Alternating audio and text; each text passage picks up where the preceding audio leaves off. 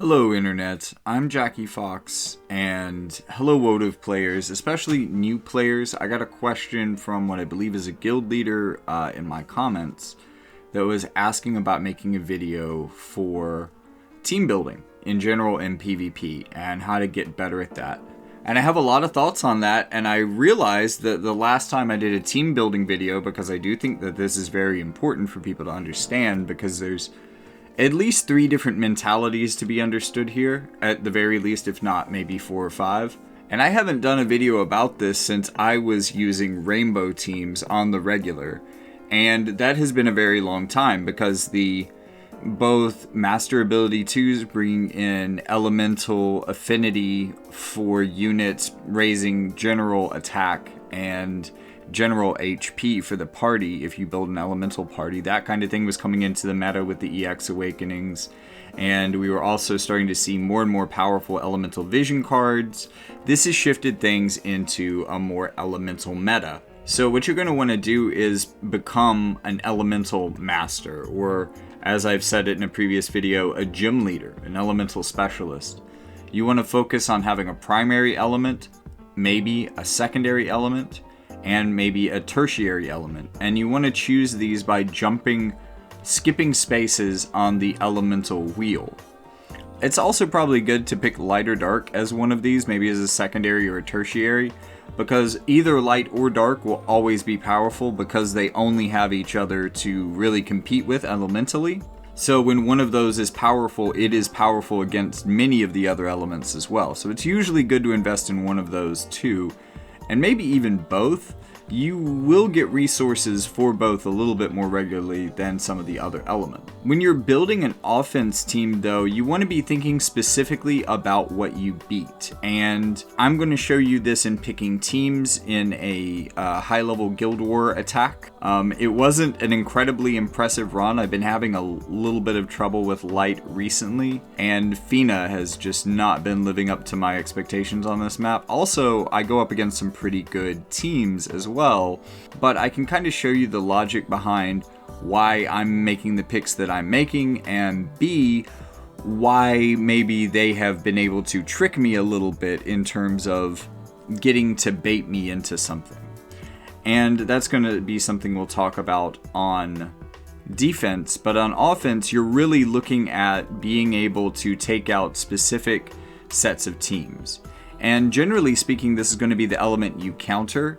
So if the element that you counter is specifically, say, magic heavy, then you probably want to gear more towards spirit. You want espers that gear more towards spirit. You want elemental resistances that gear more towards that element that you are going up against. You may even want vision cards that can increase your party's general resistance to that element. Like for instance, an earth anti-lightning team right now, depending on where you are in the meta, lightning physical might be more common, which is easy for earth to pull off. Also, many lightning teams tend to have problems hitting evasion, with the exception of some guaranteed hit or increased accuracy moves. Most lightning units just aren't good at hitting evasion units, even today when evasion is kind of crept out of most metas.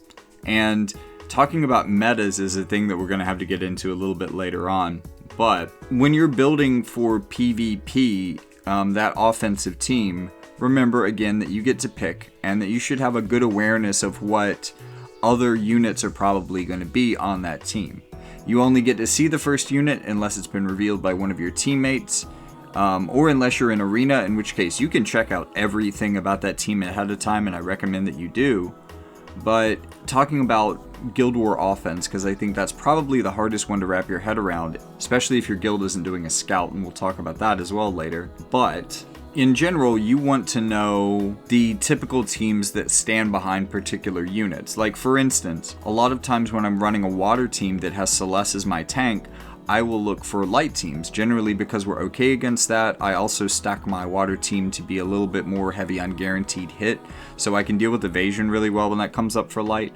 But the unit that I really want to see up front for a light team is probably Jaden, because that means that one of their main damage dealers is going to be on a 2-turn clock to try to get around Runic, because he's a ranged unit, and Celeste has hate, So he's going to target her as soon as he can hit her, and because he has great range, he's going to hit her early and often. So really that brings him out of the game as a unit for about 2 turns, which just usually gives me enough of a tempo advantage that the rest of my team can beat them. Usually sometimes before they can even deal much damage to me, or before they can deal more than I can heal. In Guild Wars, some teams' performance in terms of their AI can greatly change in Fight 2 because, and beyond Fight 2 if we're talking about defense, because of one-use skills. Really commonly this is like Re-Raise if it's not been upgraded for some reason, Immortal Spirit, Full Life, and a lot of TMR skills that your build might be relying upon. Sure, you're going to get that skill on your first attack, but if it doesn't have multiple casts, then your character is going to rely on some other buff that maybe they weren't using in game 1. And if they have a really deep move pool, this can be good. I mean, they're going to perform a little bit differently, and maybe you can even, if you can wrap your head around that and figure out, okay, so Elena is going to be a little bit slower because she can't proc. Let's say you're using Lucia's boots on her, and she has the agility boost, and you've geared her so that she will use that in Fight 1. Not necessarily saying that's the best idea, even though I do like that TMR on her for the agility and evasion. I'm not necessarily in love with the buff because she doesn't get much out of the range boost, but that's kind of beside the point. Say she uses that in Fight 1, well, she's going to choose probably a selfish buff in Fight 2 to replace that, so she's probably going to use her evasion and AP consumption down buff, which in Fight 2 can be great for her because A, it makes her more evasive, but B, she's a red mage type kind of in how she generates AP at the beginning of the fight, so she does often go into Fight 2 at a bit of an AP deficit, and this can really be helped out by AP cost down. So if you know your unit, you can even kind of plan around this, but just keep in mind that they're going to perform differently or maybe even behave differently in round 2. At the end of this video, we're going to talk about how to tweak teams and determine what they do, because even the same 3 units with slightly different gear and in different placements are going to do completely different things. Some of them are going to go into really good self-sustaining buff patterns. Some of them might go into buff patterns that will eventually group them up at the wrong place of the map and get them crowd killed.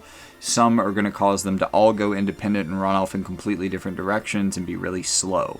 So there's a lot of things to do and a lot of things to know in that. And I want to talk about the basics before we get there, even though oh my gracious, my instinct is to go ahead and tell you everything that you need to know right off the bat. Real quick, I want to take a break from the video to check out this fight and also to talk through a little bit of why I made some of the decisions that I did in it. Now, in this, we had to scout up, but I wasn't looking because I want to kind of make a call based off of kind of first units off of basic stats. This is going to be the most basic line of information that you have. Now, I have Engelbert here as my tank.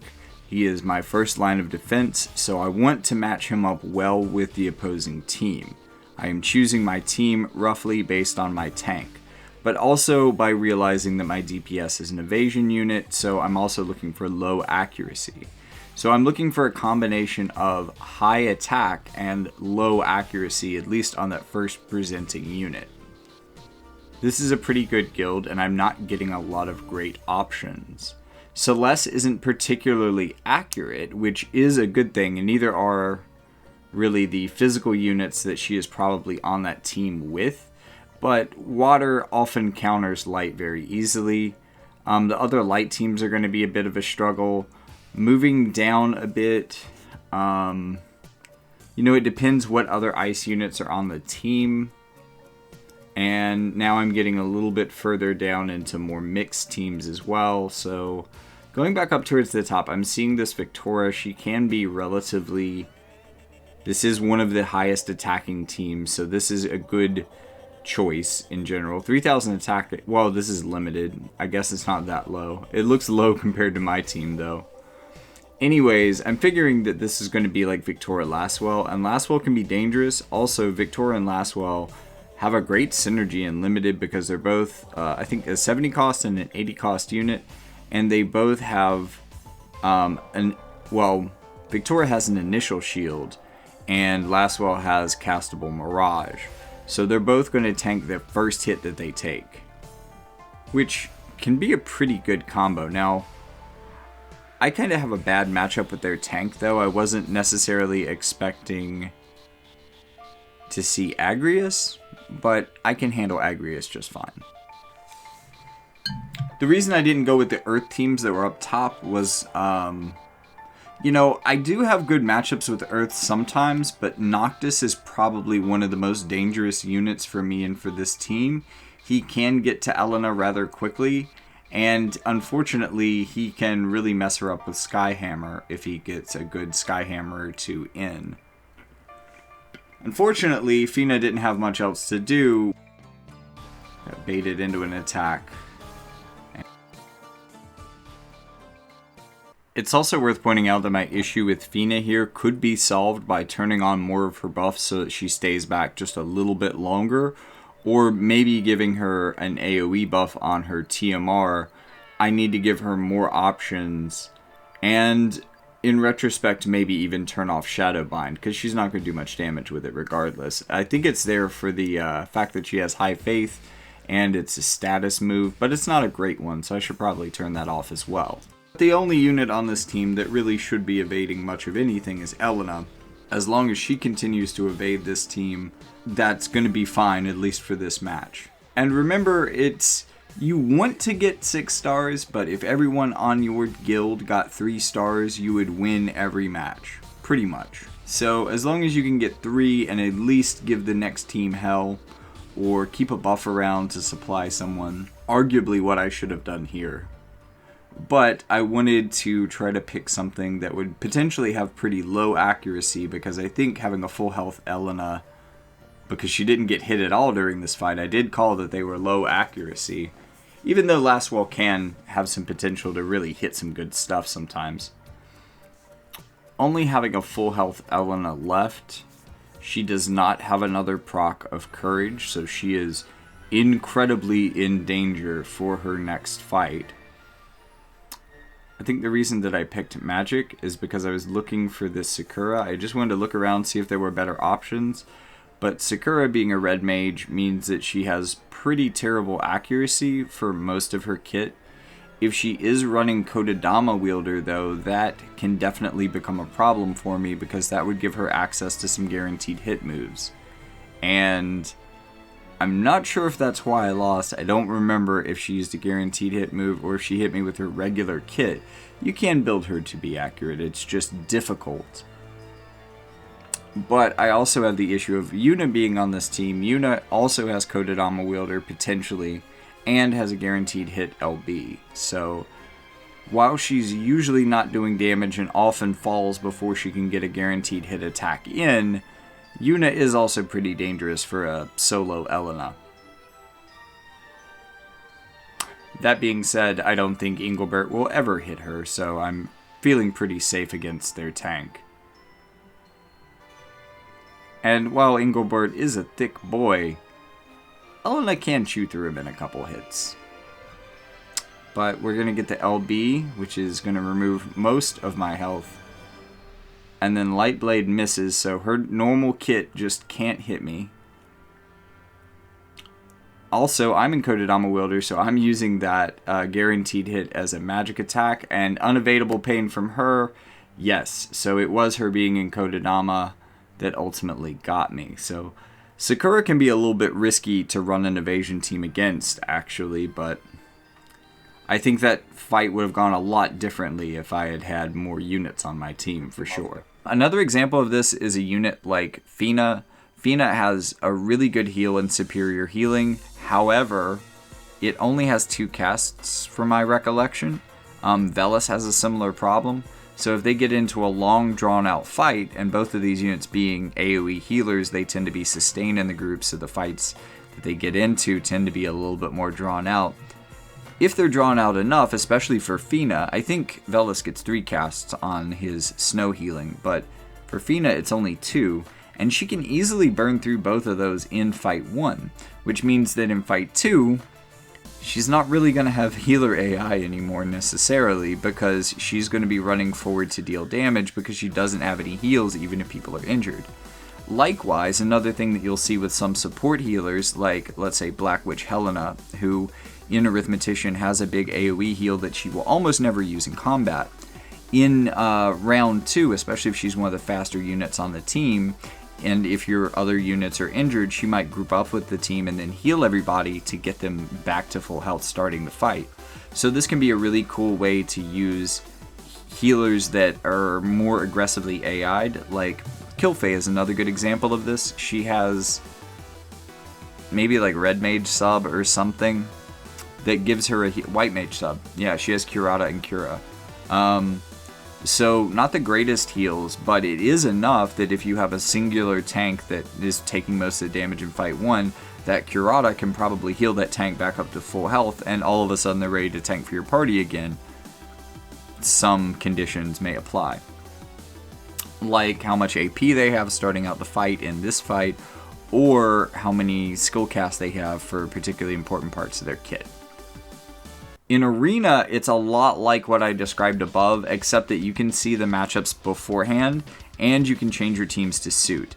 You get 10 defaults for teams for duel, so you can easily make one of each element, save some limited teams, save some goofy teams, save some experimental teams, but you want to have a team for at least a couple of your good elements, and then you want to have space to be able to kind of make a template and then copy paste that somewhere else so that you can put in bonus units that might not be ideal but are there for the bonus. Also, the bonuses don't stack, so as long as you get the best bonus VC and the best bonus unit you can, that's as far as you're going to go. Having 2 bonus units, having 6 bonus VCs is completely irrelevant and is probably going to make your team worse. Just get the best you have of each and go with that. But because you have a lot of ability to determine who your opponent is before you go in, you can even re-gear your team on the fly to fight a specific team in Arena and get really specific and just kind of ensure that you don't lose.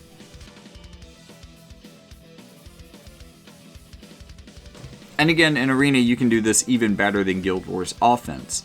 It's also a best of 1 format, so a lot of the things that I was previously saying about how your AI prioritization might change for Fight 2, there is no Fight 2. So basically it's all about surviving Fight 1, and some units are actually, you will find, are better suited for that than others. Like, kind of going back to Fina and how, unless you have a backup plan for her, she is going to go more suicidal and turn in Fight 2 because she's not going to stay back and be a support. She's going to run into the fight and get herself knocked. Although, she does that really early on anyways sometimes. Rip Fina. So, in Arena, there is no concern about saving any gas for Fight 2, and there's no real surprises as long as you take the time to fully investigate the opposing team beforehand and make sure that they aren't building for like slash resistance while you're trying to fight them with a fully slash team. Guild Wars defense. The first thing I want to correct is that no, 3 tanks is a terrible idea. You don't have enough DPS. You won't be able to overcome, you will be very slow on tempo, and you will just get beaten very slowly. You're not going to win, I guess is my point, and you want to be able to win. I guess slowing them down, chewing through their AP, and tiring them out is one thing, but usually 3 tanks is about the worst thing you can do. You do typically want to have a full all 1 element team unless you're running a bait element on team 1 or on slot 1. It's also worth noting that in general for all of these formats, the unit on slot 1 will start with 1 hate, and that hate can determine buff order. So if you don't have a tank with initial hate on your team, the AoE buffs are going to be aimed at the slot 1 unit if possible, if the other unit can get in range of them. Otherwise, it will go to the unit with initial hate because they're going to tend to get more than just the one that's provided by that slot. So let's say you have a tank with initial hate on 3 and a DPS with no hate initially on slot 1. They're going to get 1 hate. Let's say our tank gets 5 initial hate, and the fastest unit on the team is in slot 2 and has an AoE buff and is in range of slot 3 and slot 1. They're not going to run to slot 1, they're going to run to slot 3. If you switch those 2 units to where the brawler is on slot 3 and the tank is on slot 1, that tank is going to start with 6 hate, the brawler will start with 0 hate, and as long as they can reach them, you know, as long as like slot 1 isn't further away from slot 2 than slot 3, then slot 2 is from slot 3, then slot 2 will run to 3 to buff. Unlike building for offense, I would go kind of the opposite direction in a way for defense. You want to build against the things that are most common in the meta. Slash tends to be a perennial favorite, so building for high slash resistance, building for high HP, building generally good compositions is generally a good idea.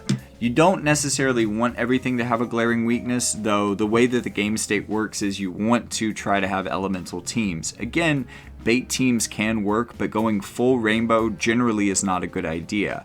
There could be some exceptions in the future for strike teams, which may be the first type of team to be able to maybe successfully go rainbow in the meta, but for right now, even bait teams are technically a little bit weaker than elemental teams because that third unit doesn't have affinity and doesn't really work in with the rest of the team. It could have affinity because affinity means a specific thing, but I mean that generally speaking. In elemental affinity and all other sorts of things. Affinity with the vision cards, etc.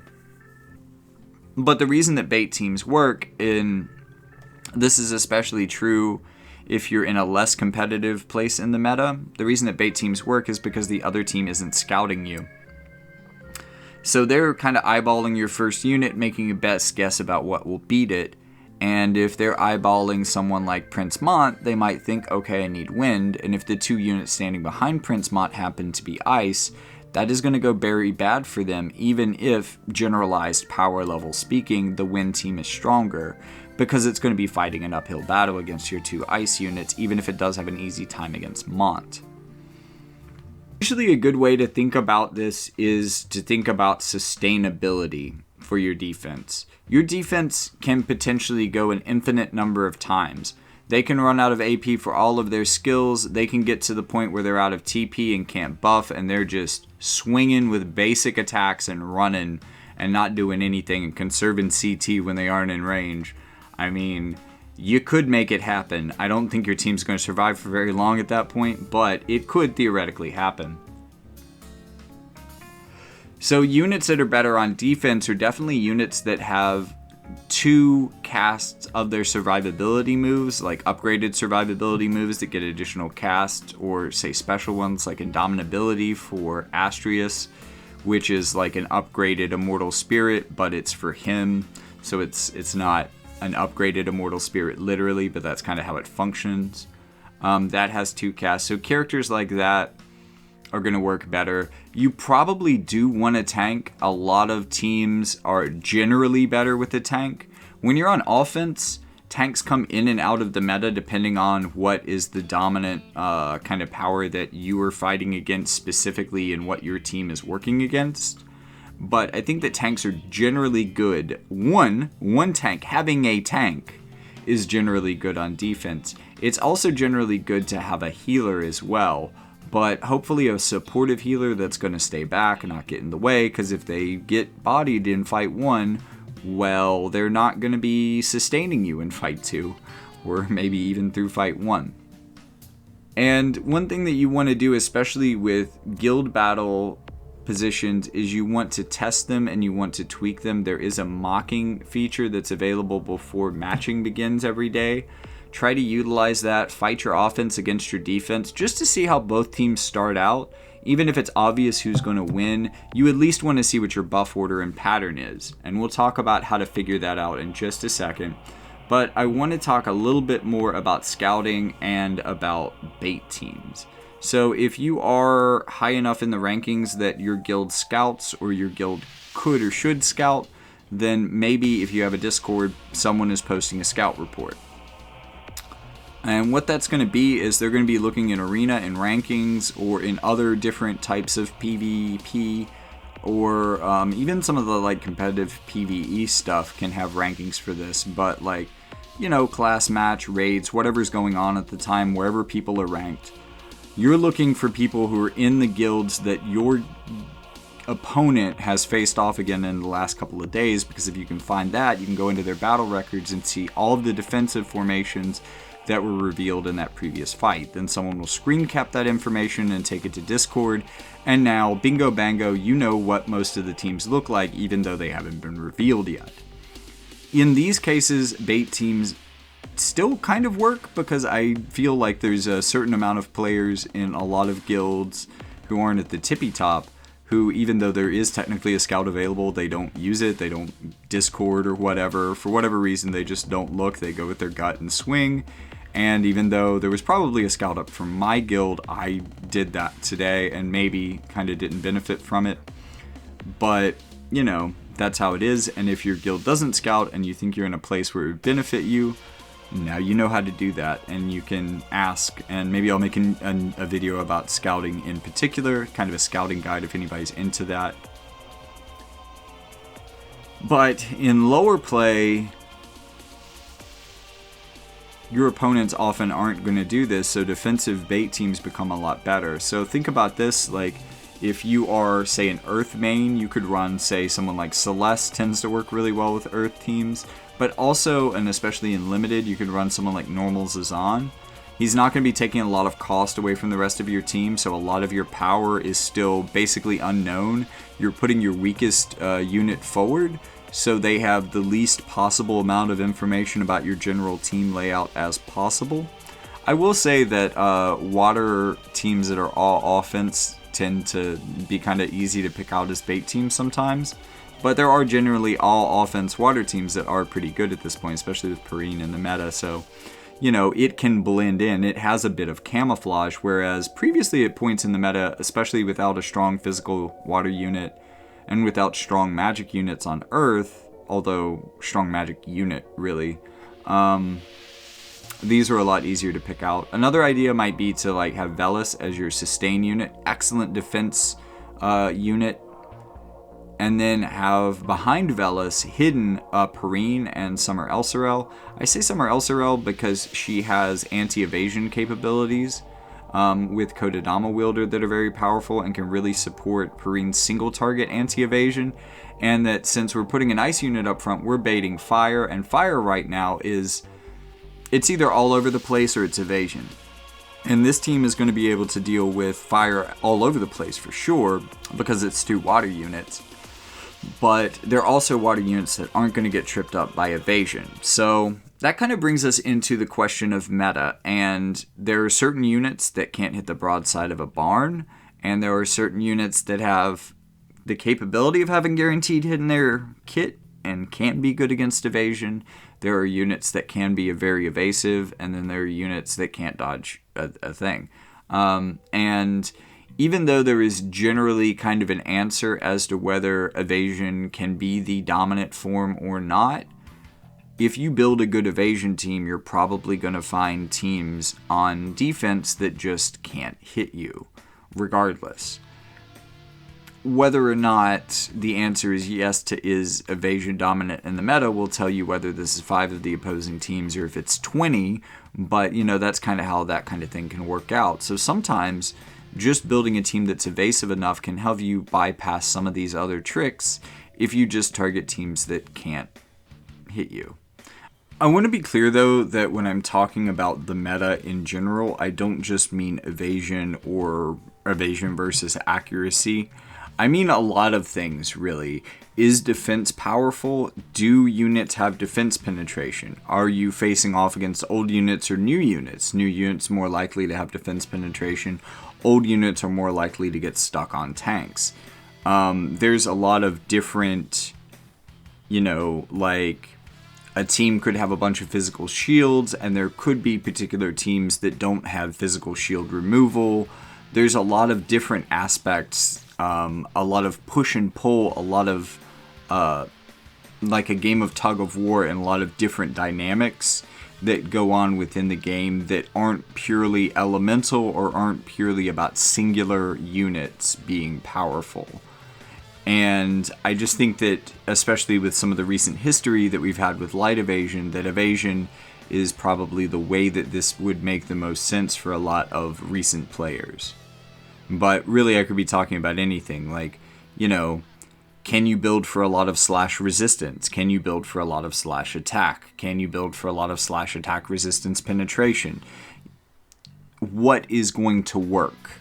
That is determined on the whole by the meta, but generally if you know what units have what niches, then the meta kind of determines what units you're likely to see. But if you know all of the units that you see, then you are able to find unlikely things that don't necessarily exist within the meta that you can beat, if that makes sense.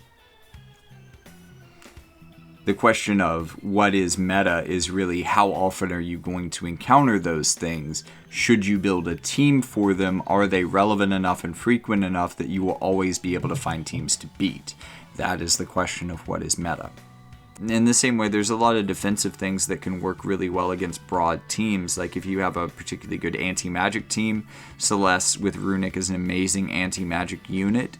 So she's a good core for that. But if you have a really good anti-magic team, you can probably take down multi-elements of magic teams as long as you don't have an elemental weakness. I mean, water is really great for anti-magic, so water may not necessarily be good against a lightning magic team, but a water anti-magic team could probably take out many other magic-based teams. So while it's not all just elemental countering in play, that is kind of where the most power is coming from in the meta right now, so it is the most straightforward way of countering a team. But there are other aspects to the meta that can complicate that and can make your elemental team good against a lot of other things that aren't necessarily whole elements, but are teams that you will find outside of the element that you counter specifically.